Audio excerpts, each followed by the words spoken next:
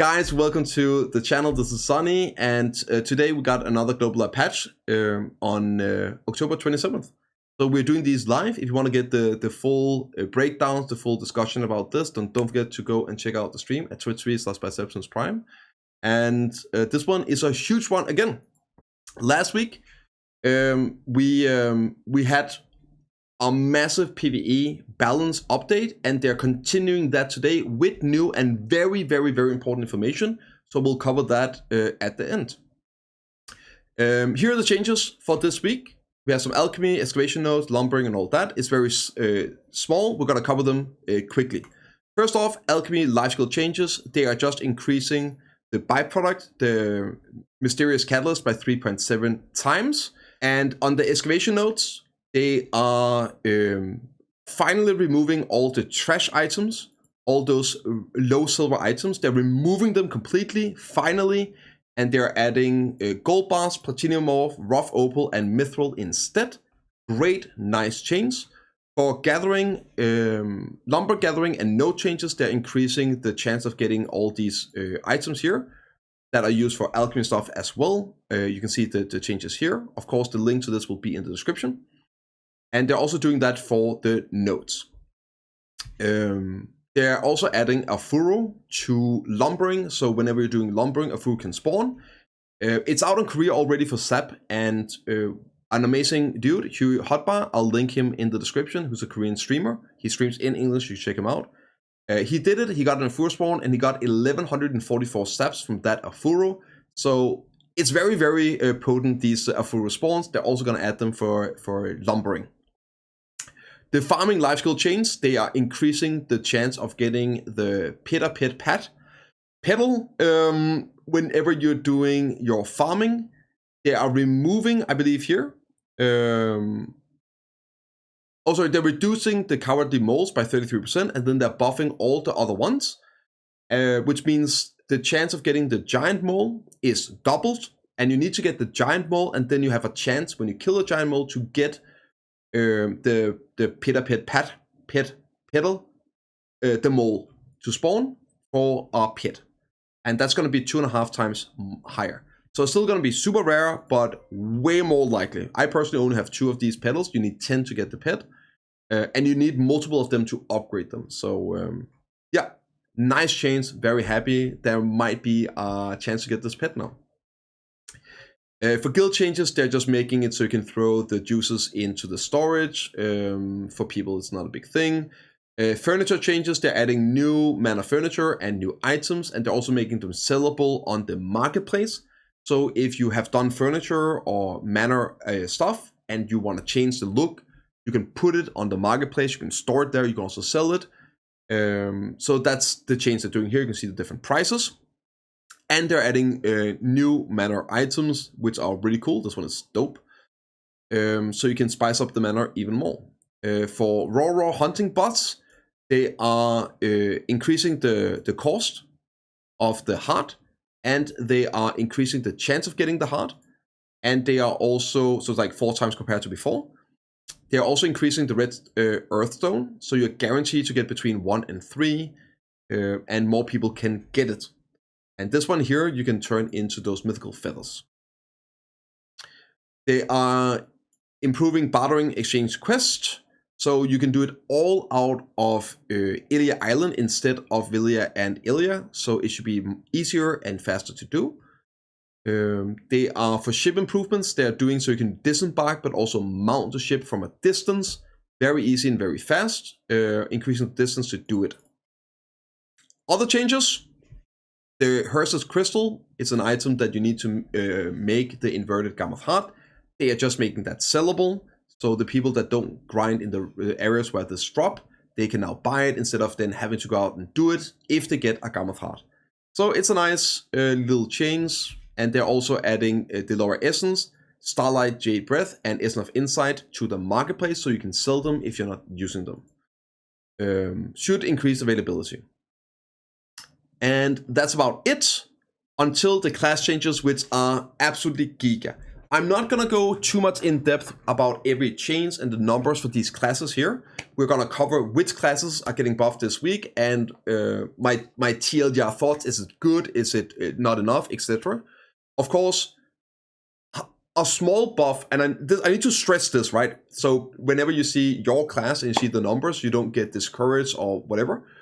A small change can have a very big impact in-game. It can be hard to judge because the classes function different, and having small damage buffs could potentially increase the combo damage a lot and increase the clear speed by big percentages, and vice versa.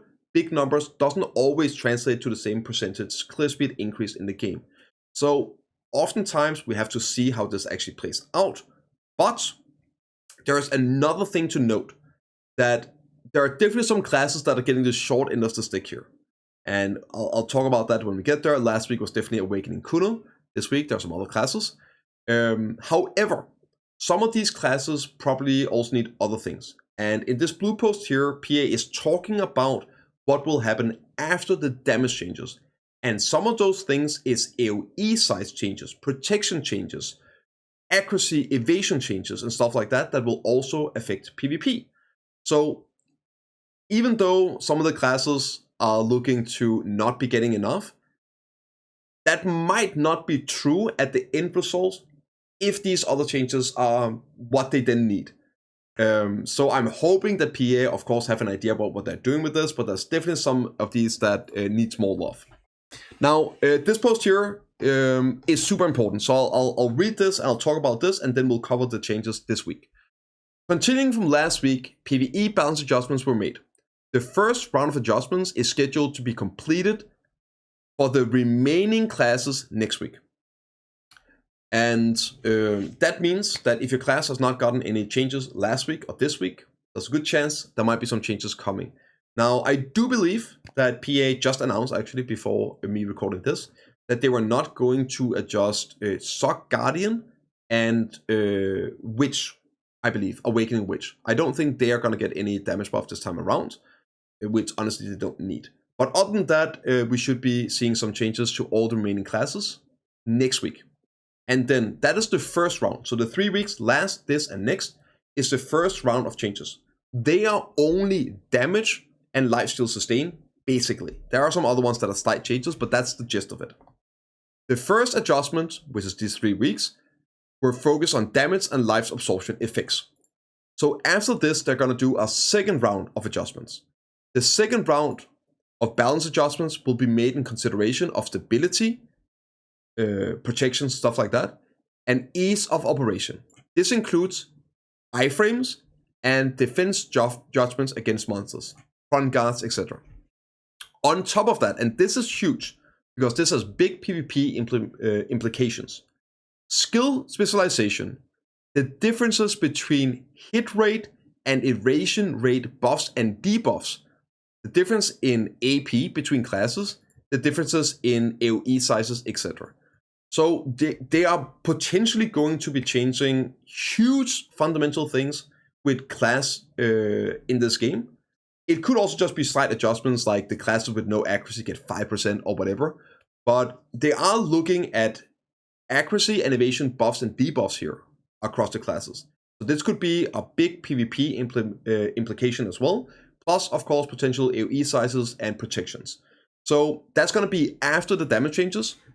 It's probably going to be way fewer classes being addressed and touched by this, and to a smaller degree, but it is important to keep in mind. We're looking at ways to adjust in various ways while taking advantage of the characteristics of each class. So they don't want to change class design or focus or all that. So it's hopefully going to be not massive changes, but good important changes. So do be aware about this. It will come after this. Now, this here is what a lot of people have been asking about as well. When will we get this stuff?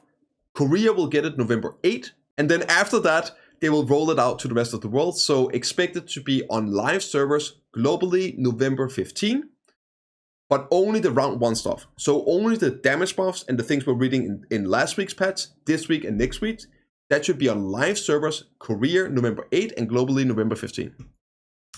Now, for the changes here, again, all the details, the link here will be in the description. So if you want to see all the numbers and all that, you can check that out. Succession Sorg is getting really nice damage increases here. Super nice stuff. More HP recovery.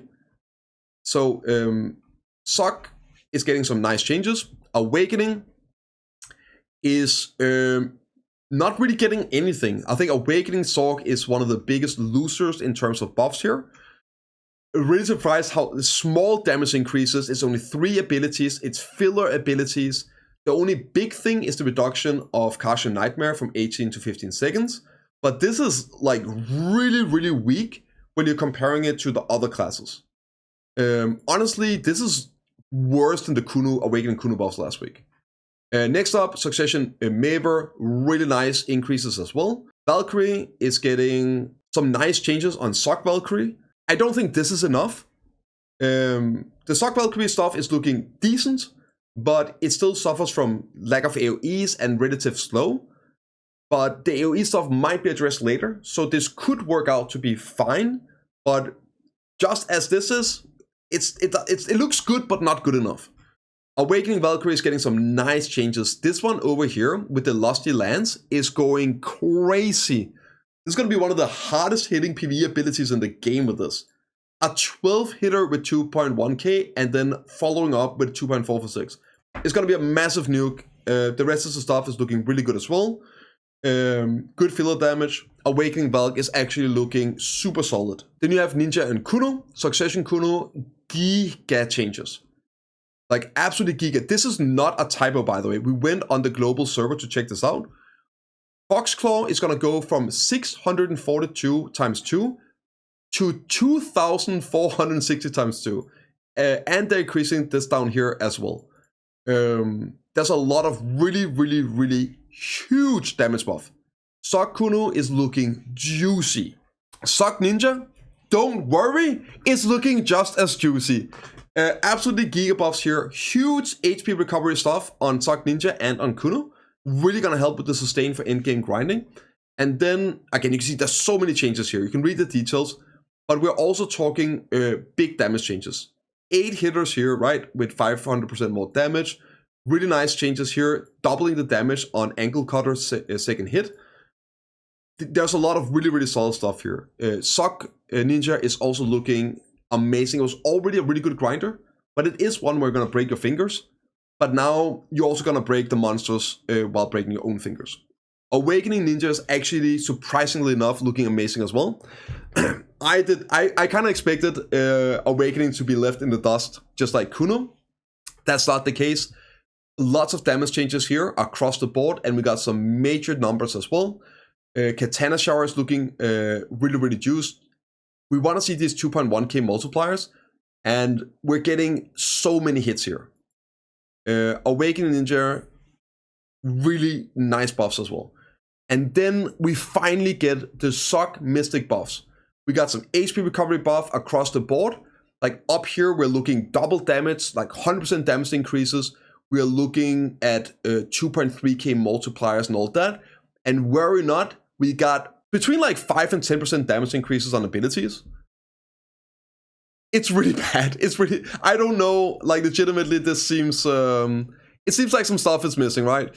It's getting some numbers, it's getting some increases. There are some stuff that are going up a bit, like here, the 10 hitter on the Fighting Spirit consumption of Waybob. That's a really nice damage here. But across the board, it seems like it's relatively low damage increases. I'm not seeing Sock Mystic, but again, this is one of those where, because of how a class functions, the amount of hits, the speed, the short cooldowns of some of these abilities, it might have a bigger impact, but looking at the numbers, it's not looking that good. Sock Mystic definitely does not look like it's gotten the numbers it needed to bring it up on par with the new state of PvE. Awakening, we got some changes here as well. Damage increases, we got some more HP recovery. Awakening Mystic is already really strong, so any buffs to that is definitely gonna be great. It's some solid size buff for Awakening. Awakening was already awesome. I think Awakening is gonna be just in a really good position. It's probably gonna be up there where it needs to be, and really close to Sock Wusa, which is the goal of the buffs here. So that's gonna look great. Next up, we got Succession Lan getting some buffs here. Again, I'm not going to go too much into detail. The damage is looking really, really nice. Again, like from 1100 to 1600 damage increases. Good numbers. Succession with some sustain as well. I think Succession Lan is going to be in a solid spot. And Awakening, again, similar, lots of HP. And again, big damage increases across the board. We'll see how much this plays out. There's some big, there are some like minor ones. This is not as big as some of the other ones we've seen. But yeah. Sage got some buffs as well. This here is one of the crazier ones. We're just going to quickly talk about this. Prime Spear Balls. Increased magic power when using it has been deleted. And instead they're doing all attack power has been changed from 20 to 36. I think that's the highest AP buff in the game. 36 AP on a buff. That's a lot. That's a lot. And then, of course, HP recovery and damage increases across the board. Yeah, I would be surprised if this is not going to be great. Awakening, again, HP increases. Pretty much all classes are getting these HP increases. I think it's gonna be pretty close. There's a lot of good. It's nice numbers across the board here again. Really good increases here, like Upsurge going from a 12 hitter with 15% to 2k. The Forward Strike as well to 2k. Giga damage on this stuff here. Again, all this is PvE changes. There's no PvP changes here, so don't sweat it. Pure PvE damage increases across the board here. And Awakening Corsair is finally getting some love again. HP increases and substantial damage increases here. From 1200 to 1600 on a 7 hitter. 1500 to 2k, that's the kind of numbers we want to see. Big nuke here on Captain's Order from like 19 to 24. Across the board, substantial damage changes. And potentially it's going to be in a solid spot as well. Check out for next week when we're going to get the last couple of classes. I do urge you guys to check out the details here to get all the small changes, watch the numbers, and check them out yourself. All in all, super happy, and I can't wait for next week. See you in the next one, guys.